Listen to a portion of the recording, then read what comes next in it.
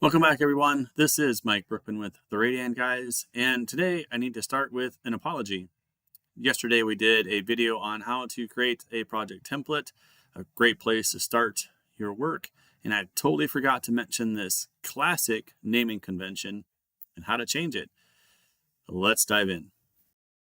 Okay, so we're back in our project. Let's go to multi-part nest settings. Under nest name template, notice that is an asterisk. Now what the asterisk is going to do is it's going to pull in the name of my project. In this case, it's 21126 followed by my initials, MB. If I run a nester then, it's going to put a prefix in front of that, kind of labeling the nest. So my outputted name of my nest then is P1 21126 MB.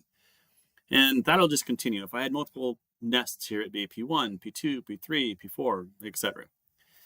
That's fine, unless we're maybe saving these off into a spot that holds a lot of nests that need to be run.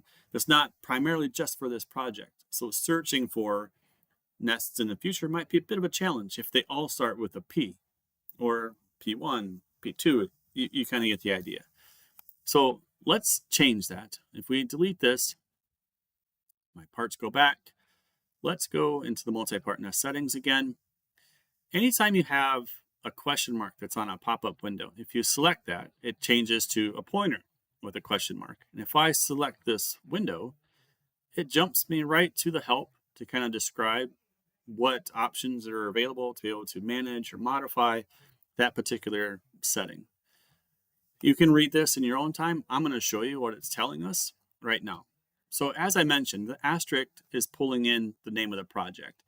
So if I simply just put a series of question marks behind the name or behind the asterisk, it'll then remove that P1, replace it just with the project name, and then put the counter behind. So we'll go ahead and run this then. So here's my results coming up. I've got 21126 MB project name with the corresponding nest name trailing. So now I can do better search, right? If I have a whole bunch of nests in a file, I can search for where these nests land, especially if I had lots of nests that were this particular name. But maybe that's not what we want to do, is we can modify, maybe we don't want this particular run to be matching the project name. So if I get rid of this altogether, I can just type whatever I want in here. So maybe I'll say these parts are due tomorrow. That's pretty clear. And then we'll put a series of question marks behind it, and we'll click OK on that. I'm clicking OK because I want to just engage the rest of my parts. We're going to include those into our nesting, and I'm going to run the nester. And as these get populated, you'll see what's going to happen with the results of our naming convention. Due tomorrow, number 1. Next one will be due tomorrow, 002, etc.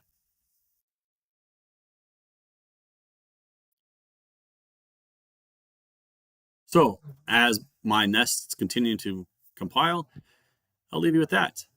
This has been Mike with the Radan guys. Hopefully you guys enjoyed that. Have some fun with your naming convention. We'll see you next time. Oh, go back and watch that template video. It was a good one.